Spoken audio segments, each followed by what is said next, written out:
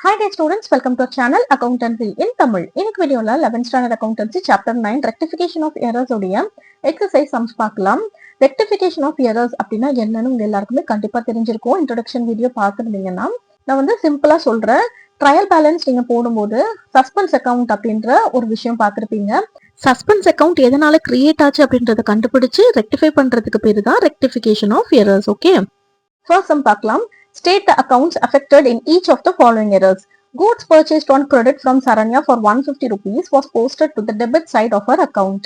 அதாவது பர்ச்சேஸ் பண்ணிருக்கோம் நம்ம சரண்யா கிட்ட இருந்து 150 ருபீஸ்க்கு. ஆனா அதை சரண்யாவுடைய அக்கௌண்ட்ல டெபிட் சைட்ல போஸ்ட் பண்ணிருக்காங்க. ஸோ ரெக்டிஃபிகேஷன் ஆஃப் எரர்ஸ் போடுறதுக்கு உங்களுக்கு ஜேர்னல் என்ட்ரி தரவா தெரிஞ்சிருந்தா மட்டுமே போதும். ரொம்ப ஈஸியா நீங்க போட்டுடலாம்.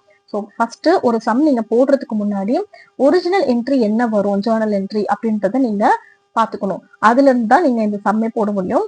ஸோ ஃபர்ஸ்ட் இதுக்கான ஜேர்னல் என்ட்ரி என்ன வரும்? Purchase account debtor to Saranya account அப்படின்னு வரும் இல்லையா? ஸோ சரண்யா அக்கௌண்ட் அப்படின்றது நமக்கு கிரெடிட் சைட்ல தான் வருது. ஆனா இங்க என்ன பண்ணிட்டாங்க? டெபிட்ல போஸ்ட் பண்ணிட்டாங்க. அதனால நம்ம சரண்யா அக்கௌண்ட்டை கிரெடிட் தான் பண்ணணும். ஓகேவா? ஸோ ஆன்சர்ல Saranya's account should be credited அப்படின்னு எழுதிக்கோங்க. Next the total of purchases book 4500 rupees was posted twice. அதாவது பர்ச்சேசஸ் புக் உடைய டோட்டலா 2 தடவை போஸ்ட் பண்ணிட்டாங்க. ஓகேவா? சோ 2 தடவை போஸ்ட் பண்ணிருக்காங்க அப்படின்னா அதை நம்ம ஓவர் கேஸ்ட் அப்படின்னு எடுத்துக்கணும். இது வரைக்கும் போஸ்டே பண்ணல அப்படின்றத நம்ம அண்டர் கேஸ்ட் அப்படின்னு எடுத்துக்கணும். ஓகேவா? இப்போ இது போஸ்டட் ட்வைஸ் அப்படின்றதுனால நம்ம இதை ஓவர் கேஸ்ட் மெத்தட் படி போடுறோம். ஸோ ஓவர் கேஸ்ட் மெத்தட் அப்படின்றது என்னது?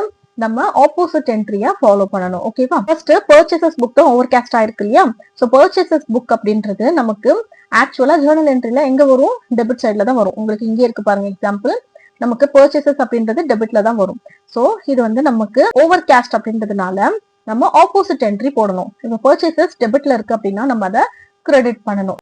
Purchases account should be credited அப்படின்னு ஆன்சர் எழுதிக்கோங்க. இந்த சம்ல ஸ்டேட் தி அக்கௌண்ட்ஸ் அஃபெக்டட்னு தான் கேட்டிருக்காங்க. அதனால நான் அமௌண்ட் ஆட் பண்ணி எழுதல. இன்கேஸ் நீங்க அமௌண்டோட எழுதுறீங்க அப்படின்னா Saranya's account should be credited with 150 rupees எழுதிக்கோங்க. Purchases account should be credited with 4500 rupees அப்படின்னு எழுதிக்கோங்க. Next second sum பார்க்கலாம். Rectify the following errors discovered before the preparation of the trial balance. Before the preparation of the trial balance அப்படின்னு கொடுத்திருந்தாங்க அப்படின்னா நீங்க statement ஃபார்மேட்லயே answer எழுதிக்கலாம். ஓகேவா? Sales book was undercast by 100 rupees. So sales book அப்படின்றது நமக்கு ஜேர்னல்ல எங்க வரும்? கிரெடிட் சைட்ல வரும் இல்லையா? பர்ச்சேசஸ் அப்படின்றது நமக்கு டெபிட்ல வரும். சேல்ஸ் அப்படின்றது நமக்கு கிரெடிட்ல வரும். ஸோ ஜேர்னல்ல எங்க வருதுன்னு பார்த்தாச்சு. நெக்ஸ்ட் இது அண்டர் கேஸ்டா ஓவர் கேஸ்டான்னு பார்க்கணும். இது வந்து அண்டர் கேஸ்ட் தான். ஸோ அண்டர் கேஸ்ட் அப்படின்னா நம்ம ஒரிஜினல் என்ட்ரியை ஃபாலோ பண்ணணும். ஸோ சேல்ஸ் புக் நமக்கு கிரெடிட்ல வரும் அப்படின்றதுனால கிரெடிட் சைட்ல வரதுனால நம்ம இதை கிரெடிட் பண்ணணும். Sales account should be credited with 100 rupees அப்படின்னு ஆன்சர் எழுதிக்கோங்க. Next purchases returns book was overcast by 200 rupees. So purchases returns book journal என்ட்ரியில எங்க வரும்? கிரெடிட் சைட்ல வரும். ஏன்னா பர்ச்சேசஸ் நமக்கு டெபிட்ல வந்துச்சு அப்படின்னா பர்ச்சேசஸ் ரிட்டர்ன்ஸ் வந்து நமக்கு கிரெடிட் சைட்ல வரும். ஓகேவா? இப்போ ஜேர்னல்ல எங்க வரும் பார்த்தாச்சு. நெக்ஸ்ட் இது ஓவர் கேஸ்டா அண்டர் கேஸ்டா பார்க்கணும். இது வந்து ஓவர் கேஸ்ட். ஓவர் கேஸ்ட் அப்படின்னா நம்ம என்ன பண்ணணும்? ஆப்போசிட் என்ட்ரியை நம்ம ஃபாலோ பண்ணணும் இல்லையா? பர்ச்சேசஸ் ரிட்டர்ன்ஸ் வந்து நமக்கு கிரெடிட்ல வரதுனால இதை நம்ம டெபிட் பண்ணணும். Purchases returns account should be debited with 200 rupees. Third sum பார்க்கலாம். Rectify the following errors assuming that the trial balance is yet to be prepared. So trial balance இன்னுமே ப்ரிப்பேர் பண்ணல. So இதுக்குமே நம்ம ஸ்டேட்மெண்ட் ஃபார்ம்லயே ஆன்சர் எழுதினா போதும். Statement form அப்படின்றது நம்ம அப்படியே சென்டென்ஸா எழுதுறோம் பார்த்தீங்கன்னா அதுதான் statement form. Okay, next sales book was undercast by 400 rupees. Sales அப்படின்றது நமக்கு ஜேர்னல்ல கிரெடிட் சைட்ல வரும் இல்லையா? ஸோ இது அண்டர் கேஸ்ட் ஆயிருக்கு. அதனால ஒரிஜினல் என்ட்ரி நம்ம ஃபாலோ பண்ணணும். ஸோ சேல்ஸ் வந்து கிரெடிட் சைட்ல இருக்கிறதுனால இதை நம்ம கிரெடிட் தான் பண்ணணும். Sales account should be credited with 400 rupees. Next sales returns book was overcast by 500 rupees கொடுத்திருக்காங்க. ஸோ சேல்ஸ் ரிட்டர்ன்ஸ் அப்படின்றது நமக்கு எங்க வரும்? டெபிட்ல வரும். சேல்ஸ் வந்து நமக்கு கிரெடிட்ல வந்துச்சுன்னா சேல்ஸ் ரிட்டர்ன் நம்ம டெபிட்ல தான் எழுதுவோம் இல்லையா? ஸோ டெபிட்ல இருக்கு அண்ட் இது வந்து ஓவர் கேஸ்டா இருக்கு. அப்போ ஆப்போசிட் என்ட்ரி போடணும். ஸோ இதை நம்ம என்ன பண்ணணும்? கிரெடிட்ல எழுதிக்கணும். Sales return account should be credited with 500 rupees. Purchases book was undercast by 600 rupees. So purchases அப்படின்றது நமக்கு டெபிட்ல தான் வரும். இது அண்டர் கேஸ்ட் ஆயிருக்கு. அப்போ ஒரிஜினல் என்ட்ரியே போட்டுக்கலாம். அப்போ இது என்ன பண்ணிக்கலாம்? டெபிட்டே பண்ணிக்கலாம். Purchases account should be debited with 600 rupees. Purchases returns book was overcast by 700 rupees கொடுத்திருக்காங்க. ஸோ பர்ச்சேசஸ் ரிட்டர்ன்ஸ் அப்படின்றது நமக்கு கிரெடிட் சைட்ல வரும். இது வந்து ஓவர் கேஸ்ட் ஆயிருக்கிறதுனால நம்ம ஆப்போசிட் என்ட்ரி போடணும். அதனால இதை நம்ம என்ன பண்ணணும், டெபிட் சைட்ல போடணும். Purchases returns account should be debited with 700 rupees answer எழுதிக்கோங்க. Next bills receivable book was undercast by 800 rupees கொடுத்துருக்காங்க. பில்ஸ் ரிசீவபிள் அப்படின்றது நமக்கு டெபிட்ல தான் வரும் ஜேர்னல் என்ட்ரில, ஏன்னா இது அசெட் இல்லையா, அதனால டெபிட்ல தான் வரும். சோ இது வந்து அண்டர் கேஸ்ட் ஆயிருக்கு, அப்போ ஒரிஜினல் மெத்தட் படி போடணும் அப்படின்னா இதை நம்ம டெபிட் தான் பண்ணணும். Bills receivable account should be debited with 800 rupees. Fourth sum பார்க்கலாம். Rectify the following errors before preparing trial balance. இதுவுமே before preparing trial balance கொடுத்திருக்காங்க. So statement formல ஆன்சர் எழுதினா போதும். The total of purchases book was carried forward rupees 90 less. அதாவது இதுக்கு என்ன meaning அப்படின்னா, purchases book உடைய டோட்டல இன்னொரு பேஜுக்கு கேரி ஃபார்வர்ட் பண்ணும்போது 90 rupees குறைவா போட்டுட்டாங்க. லெஸ் அப்படின்னா குறைவா போடுறது. ஸோ லெஸ் அப்படின்னு வந்தாலும் அண்டர் கேஸ்ட் தான். அதே மாதிரி மோர் அப்படின்னு கொடுத்திருந்தாங்கன்னா ஓவர் கேஸ்ட் அப்படின்னு நம்ம எடுத்துக்கணும். ஓகேவா? ஸோ இது வந்து அண்டர் கேஸ்ட் ஆயிருக்கு. சரியா?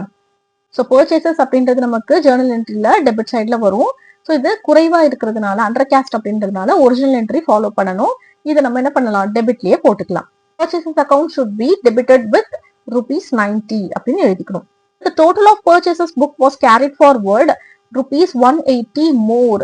மோர் அப்படின்னா என்னது, ஓவர் கேஸ்ட் ஆயிருக்கு அப்படின்னு அர்த்தம். ஓகேவா? ஸோ பர்ச்சேசஸ் அப்படின்றது டெபிட் சைட்ல வரும். இது ஓவர் கேஸ்ட் ஆயிருக்கிறதுனால ஆப்போசிட் என்ட்ரி போடணும். அதனால நம்ம இதை கிரெடிட் பண்ணிக்கணும். Okay, purchases account should be credited with 180 rupees அப்படின்னு எழுதிக்கோங்க. The total of sales book was carried forward 270 less அப்படின்னு கொடுத்திருக்காங்க. ஸோ சேல்ஸ் அப்படின்றது நமக்கு ஜேர்னல் என்ட்ரில எங்க வரும், கிரெடிட் சைட்ல வரும்.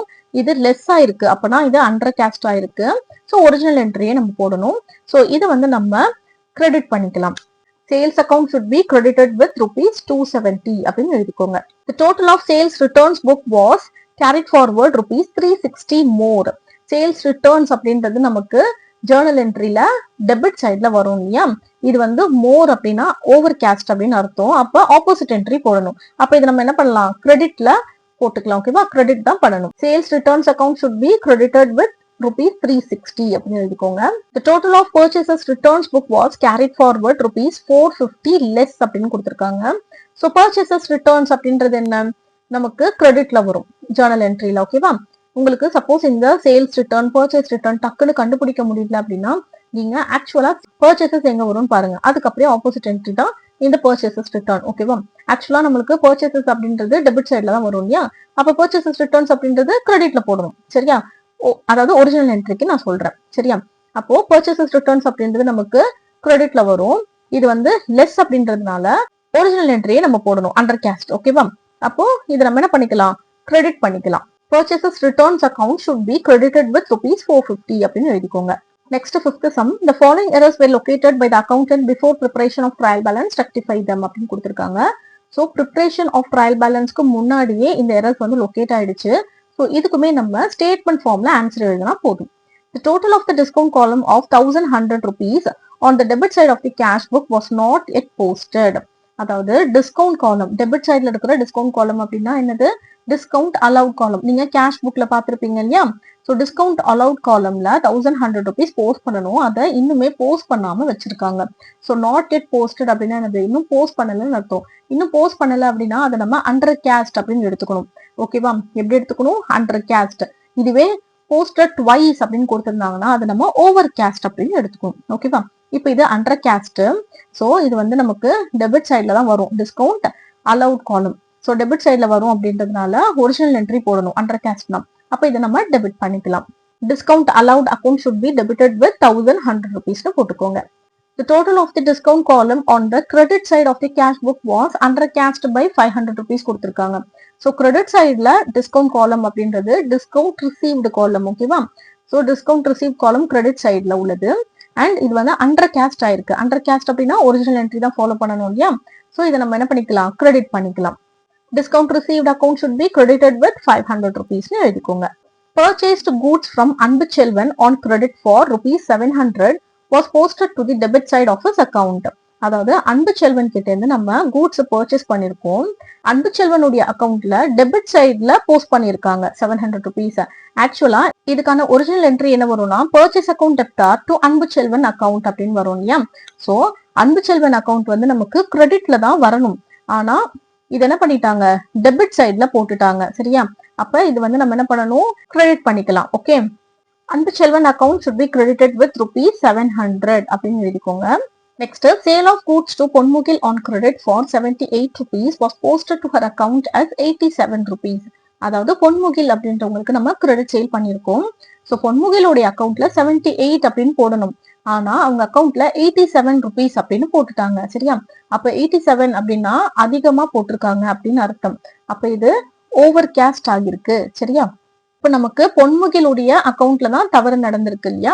அதனால பொன்முகில் அக்கௌண்ட் எங்க வருதுன்னு பாக்கணும். ஃபர்ஸ்ட் ஜேர்னல் என்ட்ரில நம்ம இதுக்கான ஜேர்னல் என்ட்ரி என்ன போடுவோம், Ponmugil account debtor to sales account அப்படின்னு போடுவோம் இல்லையா?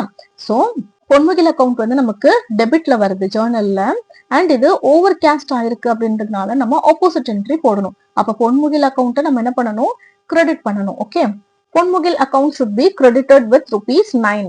இங்க 9 அப்படின்றது எதனால வந்துச்சு அப்படின்னா, நம்ம டிஃபரன்ஸ் அமௌண்ட்டை மட்டும் தான் இங்க எடுத்து எழுதணும். ஓகேவா? 78ன்னு போட வேண்டிய இடத்துல 87ன்னு அதிகமா போட்டிருக்காங்க. எவ்வளவு ரூபாய் அதிகமா போட்டிருக்காங்கன்னு பாத்தீங்கன்னா 9 rupees. ஓகேவா? 9 rupees அதிகமா போட்டிருக்காங்க.